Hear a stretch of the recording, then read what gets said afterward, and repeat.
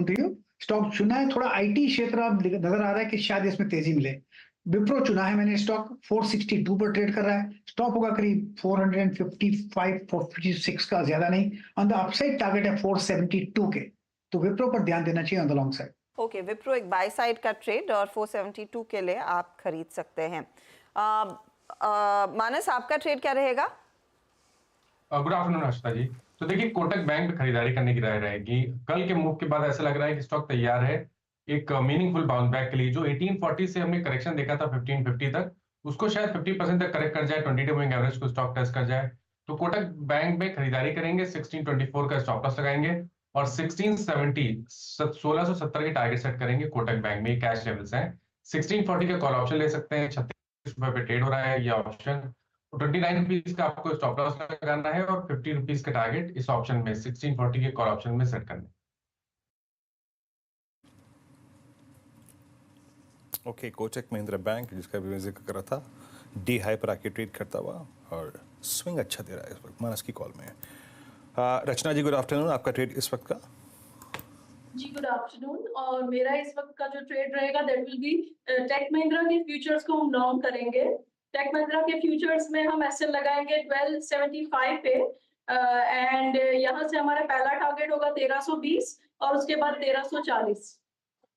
महिंद्रा यहाँ पर एक बाय कॉल रचना जी की तरफ से। सोनी पटनायक को भी जोड़ते हैं। Soni ji, good afternoon. आपकी ट्रेड?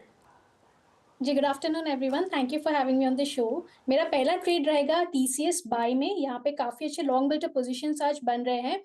3890 स्टॉप लॉस के साथ करंट लेवल पे बाय कर सकते हैं। टारगेट रहेगा 4100 4130। थोड़ा सा डिफेंसिव आता हुआ विप्रो, टीसीएस, टेक महिंद्रा, 3 वो आईटी कंपनियां आ चुकी है। जतिन, आफ्टरनून, आपकी तरफ से ट्रेड क्या रहेगा? Afternoon Asha ji, definitely IT stocks में पॉजिटिव मोमेंटम बन रहा है पिछले 1-1.5 घंटे से। अपार्ट फ्रॉम आईटी हमें लगता है कि भारतीय एयरटेल में भी एक करेक्शन के बाद 20 डे का सपोर्ट पे आके एक बाइंग इंटरेस्ट दिख रहा है, तो हमें भारतीय एयरटेल में लॉन्ग जाने की सलाह रहेगी। मेरा स्टॉप लॉस 1275 का होगा और टारगेट हमारे 1330 से रहेंगे। चलिए, अब सिद्धार्थ भामरे को भी जोड़ लेते हैं। Siddharth, good afternoon. आपके स्टॉक की बात कर रहे हैं इससे पहले एक बार, अब आपका व्यू मार्केट पर क्या बन रहा है? क्या आपके हिसाब से ये जो इतनी वॉलेटिलिटी आई है ऑफ लेट, इसका कारण है और आप अपने क्लाइंट्स को क्या एडवाइस कर रहे हैं?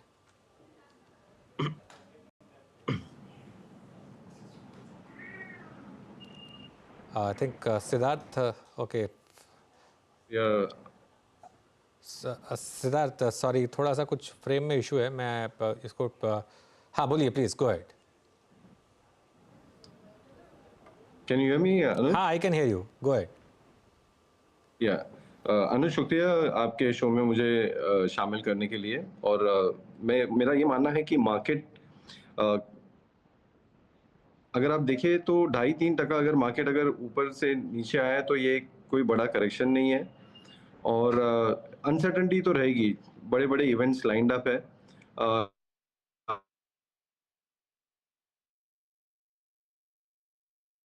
ओके, आई थिंक कुछ दिक्कत यहाँ पर। वापस आते हैं सिद्धार्थ के पास, लेकिन एक बार कुछ और स्टॉक्स देखते हैं। एक बार टीसीएस का चार्ट देखते हैं वापस। टीसीएस में कल भी अच्छा मोमेंटम था, इनफैक्ट पूरे आईटी पैक में आज अच्छा मोमेंटम है और पूरी रिकवरी जो भी आई है मार्केट में वो आईटी की वजह से आई है। एक बार निफ्टी आईटी देख लेते हैं इंट्राडे में। टीसीएस, विप्रो, इन्फोसिस सभी में अच्छा मोमेंटम इस समय। गावा सर, विप्रो आपकी पिक थी, लेकिन और इनफैक्ट पूरे पैनल ने आईटी स्टॉक से पिक किए। मिड कैप आईटी में भी कोई स्टॉक समझ में आ रहा है? मैं सोच रहा था एम्फेसिस पर ध्यान दूं। एम्फेसिस में लगता है कि यहाँ से एक एग्रेसिव कॉल बन सकता है। ट्रेड कर रहा है 2290 पर, स्टॉप होगा 2260 पर, ज्यादा नहीं। ऑन द अपसाइड 2350 पॉसिबल है, एक बाउंस बैक कर सकते हैं। एक बहुत ही एग्रेसिव कॉल है एम्फेसिस का।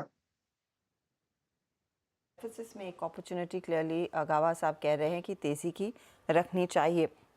कुछ 1-2 ट्रेड्स, इनफैक्ट सोनी हमारे साथ इस हफ्ते खिलाड़ी नंबर 1 में भी पार्टिसिपेट कर रही हैं और सोनी इनफैक्ट ये शॉर्ट साइड के ट्रेड्स आप सुबह भी मेंशन कर रही थी। कुछ ताज़ा दिख रहा है जहां पर शायद एक बिकवाली की नई पोजीशन ली जा सकती है, क्योंकि अक्रॉस द बोर्ड हम देख रहे हैं सेल साइड की पोजीशंस अब थोड़ी सी और मैग्नीफाई हो गई हैं। जी डेफिनेटली हर्षदा जी, यहाँ पे एक फ्रेश सेल नजर आ रहा है HDFC AMC में 3800 के नीचे एक fresh option chain break down दिया है। सो यहाँ पे रेजिस्टेंस बनते जा रहा है 3830 3850 पे रेजिस्टेंस होते जा रहे हैं। तो स्टॉप लॉस 3850 लगा के HDFC AMC फ्यूचर्स में भी आप सेल कर सकते हैं। टारगेट यहाँ पे 3700 3680 का बन रहा है।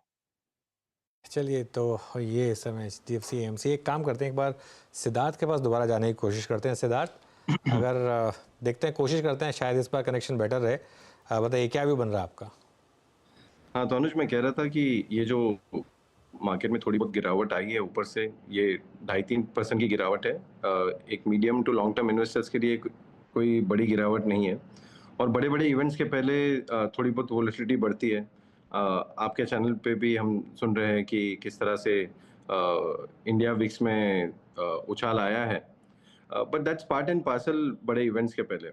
अगर आप अर्निंग्स देखें तो अर्निंग्स ग्रोथ अच्छा हो रहा है। इनफैक्ट हम एक रिपोर्ट बना रहे हैं जिसमें हम बताना चाहते हैं लोगों को कि लास्ट 2 साल में मार्केट जितना बढ़ा है उससे ज़्यादा अर्निंग्स ग्रोथ हुआ है। तो काफ़ी लोगों को लगेगा कि ये मार्केट एक्सपेंसिव हो गया है। यस, रिलेटिवली थोड़ा एक्सपेंसिव है, लेकिन अर्निंग सपोर्ट बरकरार है। और जिस तरह से भी अभी तक की अर्निंग्स आई है, कोई बड़ी डिसअपॉइंटमेंट नहीं आई है। तो अगर आप निम्बल फुटेड हो और अगर आपको रिस्क कम लेना है तो थोड़ा बहुत लाइटन अप कर सकते हैं आपके पोर्टफोलियो को। लेकिन अगर आप medium term to long term investors हैं तो एक बड़ा correction, what kind of political outcome comes. I mean to say in terms of number of seats. So that is the major event जो ज़्यादातर सब लोग अभी देख रहे हैं। अगर if I have to be specific and I am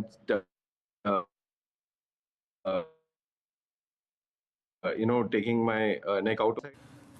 अभी एक काम करते हैं, सिद्धार्थ जी को जरा, हाँ, मैं राइटर साहब आपसे गुजारिश करता हूँ, प्लीज़ सिद्धार्थ जी को एक बार से रीपैच कीजिएगा। आई थिंक अभी भी ये जो वार्तालाप है उस सुनने लायक बिल्कुल अच्छी नहीं लग रही है। एक बार आप निफ्टी FMCG इंडेक्स लेके आइएगा प्लीज़। इस वक्त देखिए रिकवरी कहाँ कहाँ पर